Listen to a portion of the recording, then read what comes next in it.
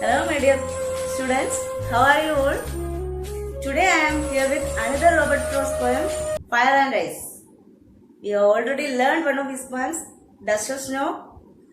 This is also one of his short poems, Fire and Ice. This poem is a symbolic poem. It means it has both literal meaning and symbolic meaning. As we all know, Robert Frost was an American poet. He won many literary prizes. He was nominated for Nobel Prize 31 times. He won Pulitzer Prize 4 times.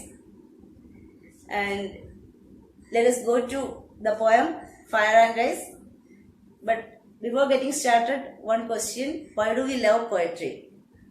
Can you just point out one of the reasons why do we love poetry?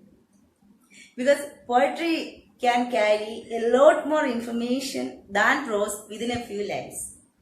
Bucket loads of information in a couple of lines. This poem, Fire and Ice, is a perfect example. I am going to read the poem now. Listen carefully. Fire and Ice by Robert Frost. Some say the world will end in fire. Some say in ice. From what I've tasted of desire, I hold with those who favor fire. But if it had to perish twice, I think I know enough of hate to say for distraction, ice is also great and would suffice. How the world will end. How will the world end? Look at the first two lines. Some people say that the world will end in fire. Some people say that the world will end in ice. Some people here means some scientists, some scholars. Some scientists believe that the world will end in fire, and some scientists believe that the world will end in ice. Fire. Fire means the explosion of sun. Maybe. The explosion of sun or nuclear wars may lead the world to end. That is, the world will end in fire. World will end in ice. Ice means another ice age will come and it will freeze the earth and it will end the world. There is a belief that some scientists have proved that once the earth was a snowball, earth was covered with ice, and then later this ice melted and life came into earth. Like another ice age will come and it will destroy the earth. That is called, some people say that nuclear wars or the explosion of sun will end the earth. Some people believe that ice will end the earth. Then in the third and fourth lines, Robert Frost says that he was in favor of those scientists who believe that the earth would end in fire. Why he was in favor means he had tasted desire. Here he compared fire with desire. That's why I told you earlier, this poem has both literal meaning and symbolic meaning. Literal meaning, the world will end in fire. Symbolic meaning, the world will end because of the desire. Desire is a human emotion. A dangerous emotion is desire. And Robert Frost was in favor of those people because he had tasted desire. He knew what was a desire. What is the consequences of desire? He knew. He had tasted it. That's why he said he was in favor of desire. He was in favor of fire. Now we can see two objects here, one fire and ice. You can see two things, exact opposite two things here. Many writers like William Blake argued that the world is constructed into twos. Pythagoras and Plato, philosophers like Pythagoras and Plato, according to them, everything is constructed in twos. We can see twos in everything. This is called dualism, dualism of nature. Dualism of nature. We can also find out dualism of nature. Day and night, good and evil, man and human, fire and ice. So Robert Frost noted dualism of life in this poem. And he was in favor of fire, he was in favor of desire.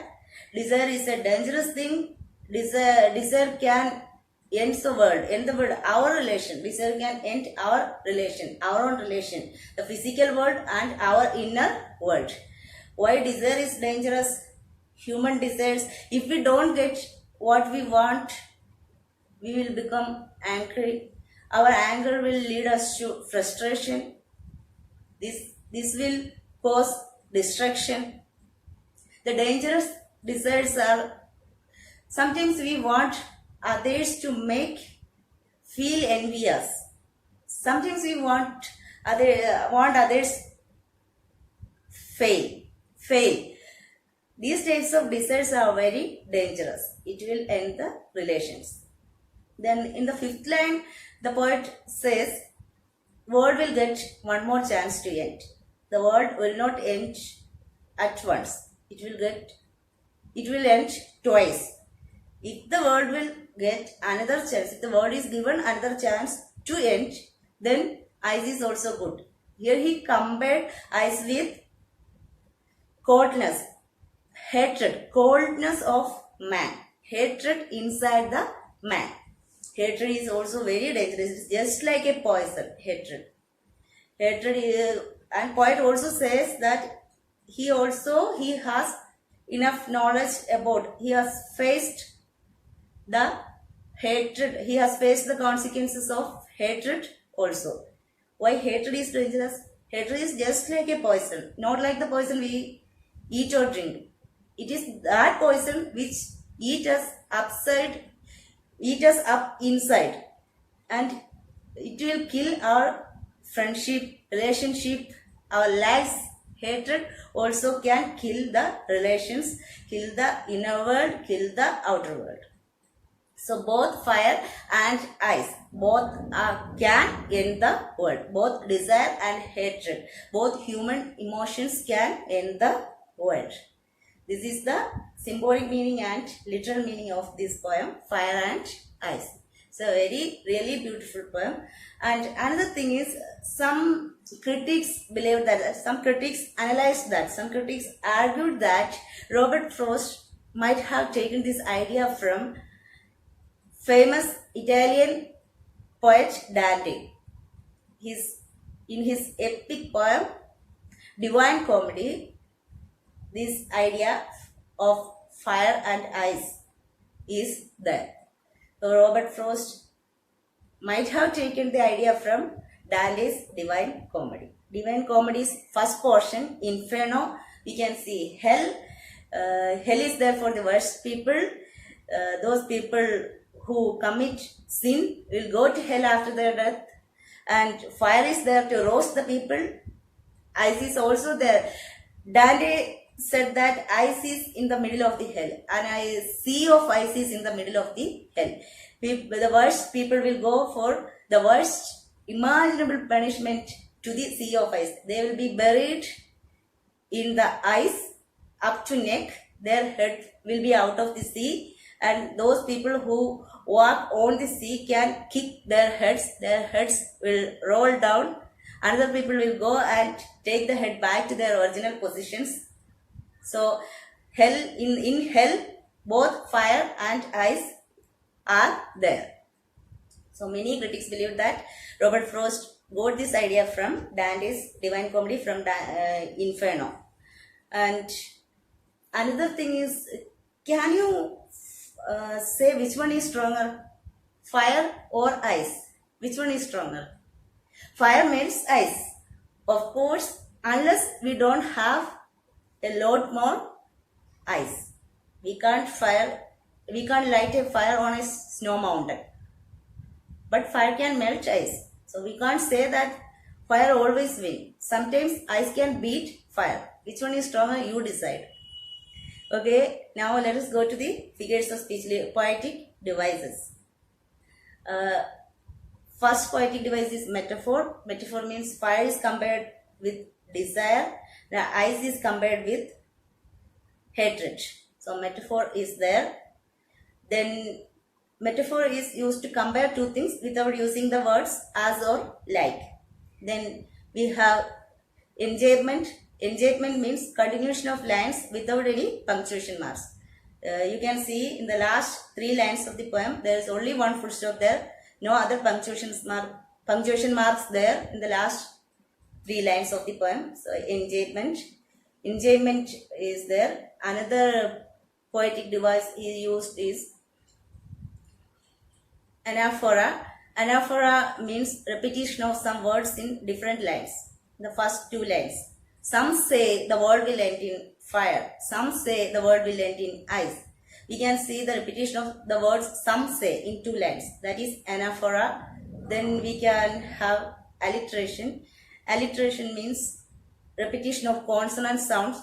World will, repetition of W. Then favor, fire, repetition of F. 4th line we can see. That is alliteration. Then repetition of consonant sounds are called alliteration. Then repetition of vowel sounds is called assonance. Assonance is also there. Those who in favor, though in the 3rd line you can see in the 4th line you can see I hold with hold. O sound is repeated here for assonance. And if you have any doubt, text me. And of course this poem has a rhyming scheme. First line ends in fire, 3rd line ends in desire, 4th line ends in fire again. So A, we can write A there. 2nd line ends in ice, 5th line twice, 7th line ice again, 9th line suffice. So we can write B.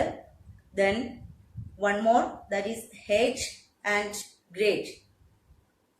6th line ends in H and 8th line ends in great. We can write C there. So the rhyming scheme of the poem is A, B, C, B, C, B. Have a nice day. Thank you.